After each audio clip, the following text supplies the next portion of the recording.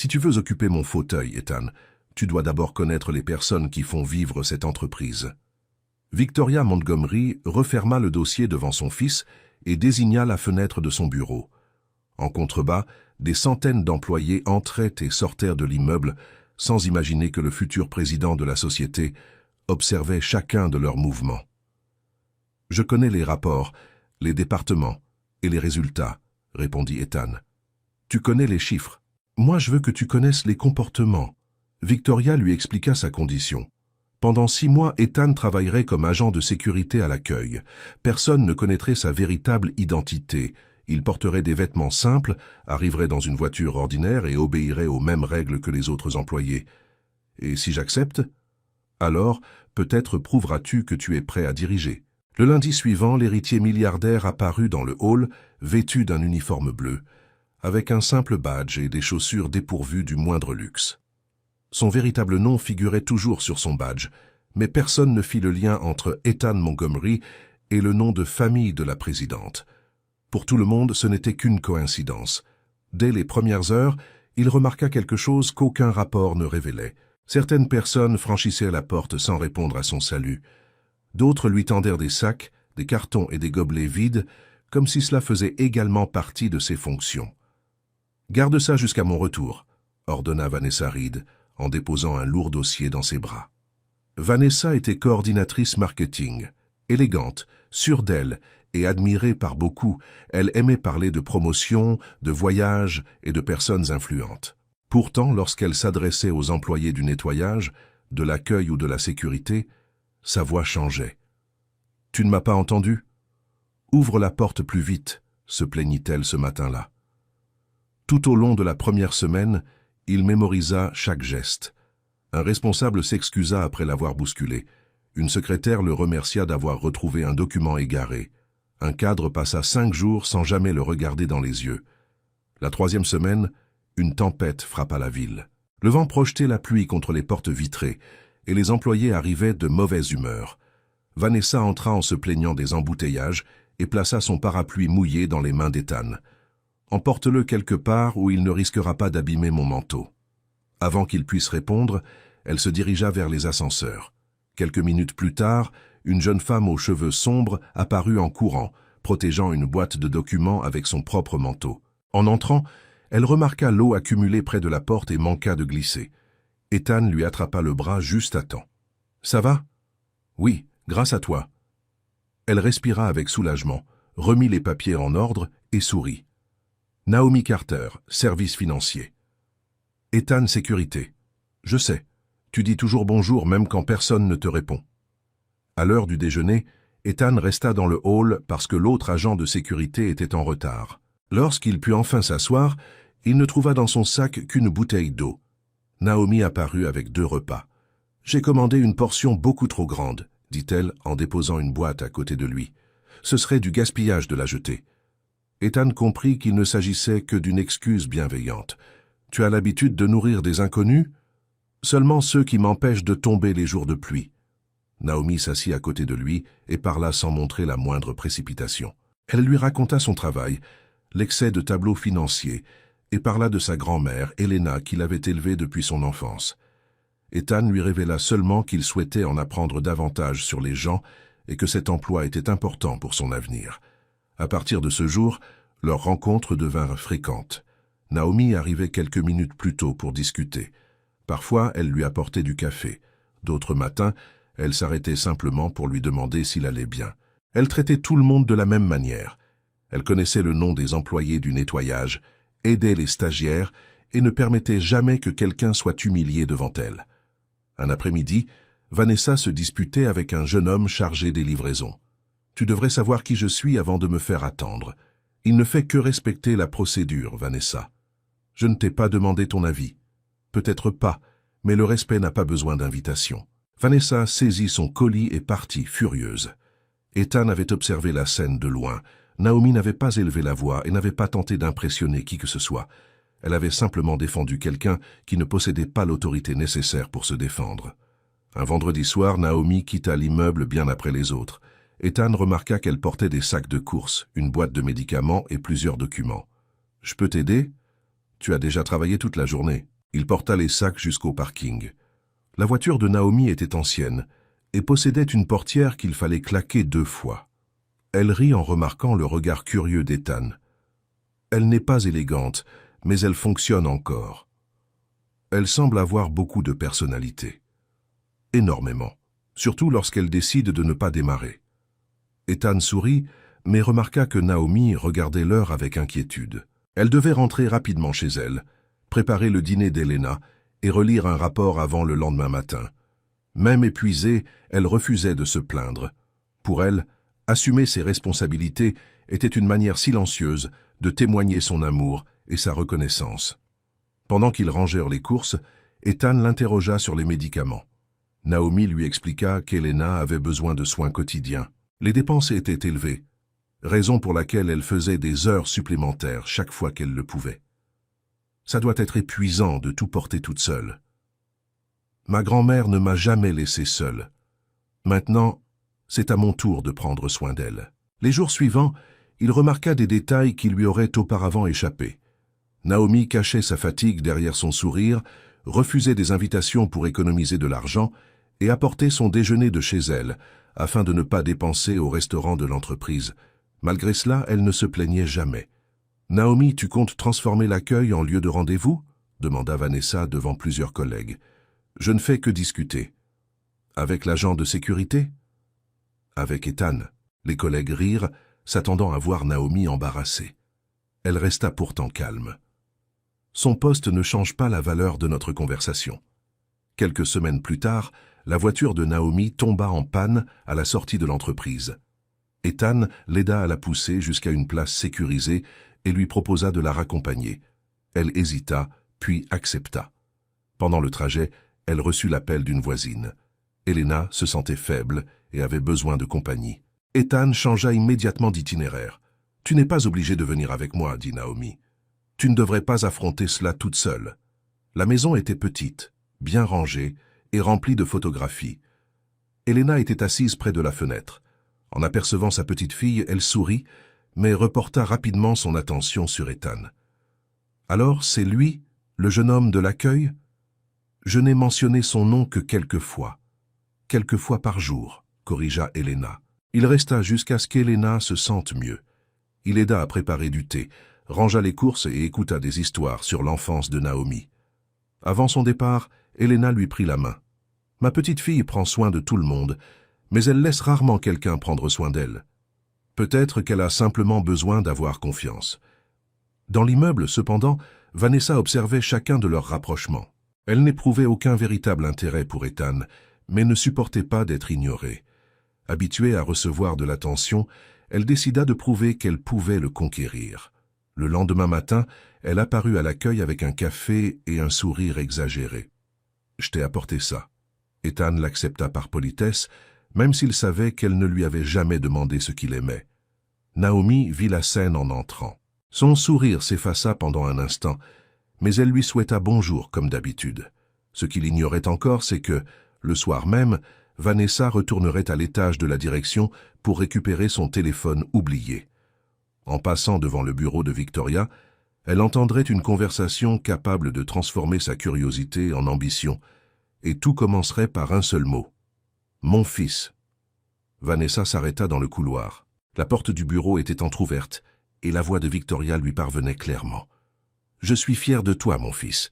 Il te reste encore quelques semaines, mais tu as déjà appris davantage que beaucoup de cadres. » Vanessa s'approcha de l'ouverture. Ethan était assis devant la présidente. « Naomi a rendu cette expérience différente, » confessa Ethan. « Elle m'a traité avec dignité alors qu'elle croyait que je ne possédais rien. » Vanessa recula avant d'être aperçue. L'homme qu'elle avait méprisé était l'héritier d'une fortune, le futur président, et le fils de la femme la plus puissante de cet immeuble. Le lendemain matin, son comportement changea complètement. « Bonjour, Ethan, » dit-elle en lui tendant un café coûteux. « Je me suis dit que tu devais être fatigué. » Il haussa les sourcils. « Merci. » Vanessa se mit à l'attendre pendant les pauses, à complimenter son apparence et à inventer des prétextes pour rester près de lui. Lorsque quelqu'un l'interrogeait sur ce changement, elle affirmait qu'elle avait toujours vu quelque chose de spécial en lui. Ethan perçut son hypocrisie. Pendant des mois, Vanessa n'avait jamais prononcé son nom sans impatience. À présent, elle souriait comme une vieille amie. Il préféra observer. Naomi le remarqua également. Chaque fois qu'elle s'approchait, Vanessa se trouvait déjà à ses côtés. Comme elle ne voulait pas se disputer son attention, Naomi réduisit ses visites. Un après-midi, Ethan la trouva près des ascenseurs. « Tu m'évites ? J'ai beaucoup de travail. Tu en avais aussi avant. » Naomi baissa les yeux. « Vanessa semble s'intéresser à toi. Je ne veux pas vous déranger. » Ethan laissa échapper un petit rire. « Il n'y a rien entre nous. » « Peut-être pas encore. » Les portes s'ouvrirent et Naomi entra avant qu'il puisse s'expliquer. Ethan comprit que Vanessa éloignait la seule personne qui comptait réellement pour lui. Les jours suivants, des rumeurs commencèrent à circuler. Vanessa racontait à ses collègues qu'elle et Ethan se voyaient en dehors du travail. Naomi entendit les commentaires et crut qu'il avait choisi Vanessa. Cela lui fit mal, mais elle tenta de l'accepter. Cette semaine-là, elle reçut une nouvelle facture médicale. La voiture nécessitait des réparations et son salaire ne suffisait pas à tout payer. Naomi rédigea une lettre de démission, convaincue qu'un autre emploi et la distance l'aideraient. Le document arriva entre les mains de Victoria. La présidente appela son fils et posa la lettre devant lui. Elle a l'intention de partir vendredi. Ethan lut le nom de Naomi et sentit sa poitrine se serrer. Pourquoi ? Peut-être parce que tu as permis à quelqu'un d'autre de contrôler l'histoire. Je n'ai jamais encouragé Vanessa. Le silence permet lui aussi à la confusion de s'installer. Il leva les yeux. Que dois-je faire ? Cesse de te comporter en observateur. Certaines vérités doivent être dites. Ce soir-là, Ethan entendit des voix dans la salle de réunion. Vanessa parlait au téléphone sans remarquer sa présence. Quand je l'épouserai, je n'aurai plus besoin de travailler. Tu imagines sa fortune. Sa mère contrôle encore tout, mais Ethan finira par devenir le propriétaire. Il ne ressentit pas de colère, seulement de la déception. Vanessa ne voyait pas son caractère. Elle ne voyait que son argent.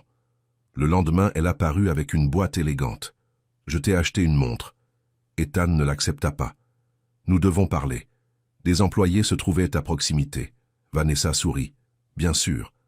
Arrête de raconter que nous sommes ensemble. Nous n'avons jamais eu de relation. » Son sourire disparut. « Nous pourrons en parler plus tard. »« Non. Je veux empêcher que d'autres mensonges circulent. Je ne t'ai jamais donné le moindre espoir. » Le hall devint silencieux. Vanessa serra la boîte avec force. « Tu fais ça à cause de Naomi ?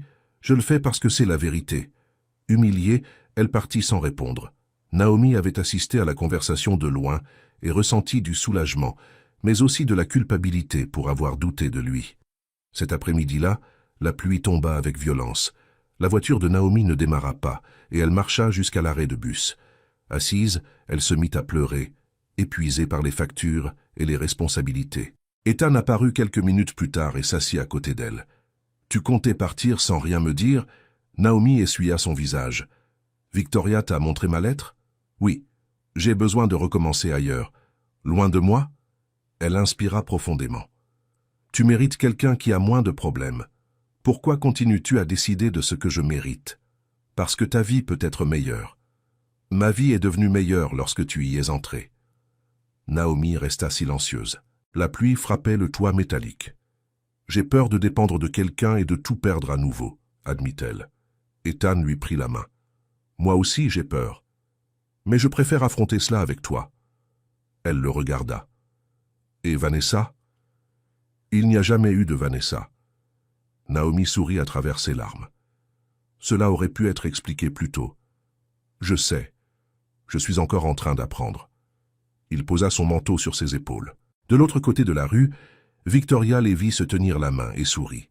Cependant, Vanessa n'accepta pas le rejet.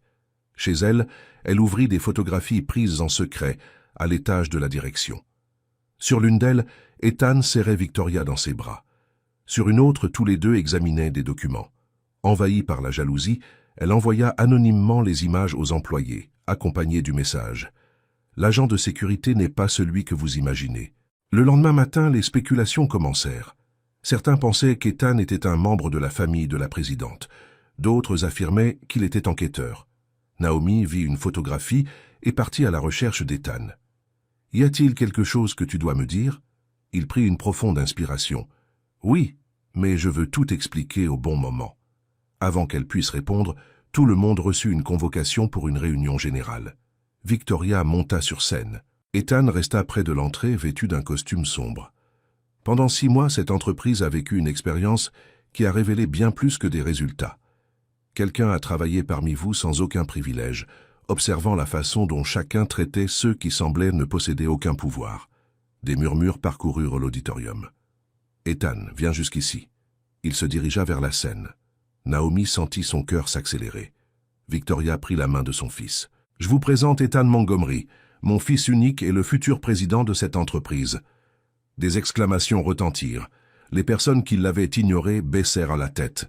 Naomi le regarda, stupéfaite. Victoria poursuivit. « Certains ont révélé leur arrogance. D'autres ont révélé leur caractère. Une personne a fait preuve de bonté sans rien attendre en retour. » Son regard rencontra celui de Naomi. « Mademoiselle Carter, veuillez monter sur scène. » Les mains tremblantes, Naomi se leva. Ethan l'attendait devant tout le monde. « Lorsque personne ne connaissait mon nom de famille, tu as appris à connaître mon cœur, dit-il.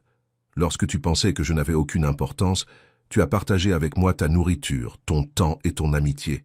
J'aurais dû te dire la vérité plus tôt. » Naomi essuya une larme. « J'ai peur, Ethan. Je ne suis pas intéressé par ta fortune.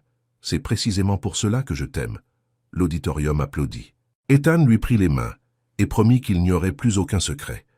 Victoria annonça des promotions pour les employés respectueux et écarta les responsables qui humiliaient leurs subordonnés. Pour finir, elle appela Vanessa. « Tu as découvert une information confidentielle et tu as tenté de l'utiliser dans ton propre intérêt. » Vanessa perdit contenance. « J'ai commis une erreur. »« Tu en as commis plusieurs. Ton contrat prend fin aujourd'hui. » Ethan demanda que personne ne l'humilie. « Je ne veux pas me venger. J'espère seulement que tu apprendras que la véritable valeur ne dépend pas de la richesse. » Vanessa regarda Naomi. « Je suis désolé. »« Je te pardonne, » répondit Naomi. Vanessa quitta l'auditorium en silence.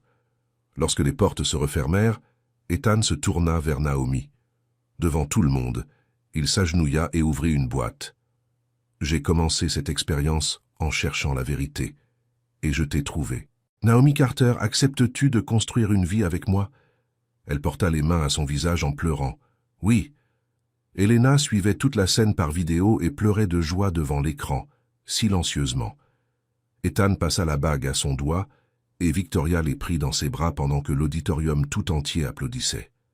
Quelques mois plus tard, Ethan et Naomi se marièrent dans le jardin de la maison de Victoria, entourés des employés, de leurs amis et d'Elena, profondément émus. Le nouveau président tint sa promesse de ne jamais oublier les journées passées à l'accueil. Il créa des programmes de valorisation, écouta les employés de tous les secteurs et transforma le respect en règle absolue.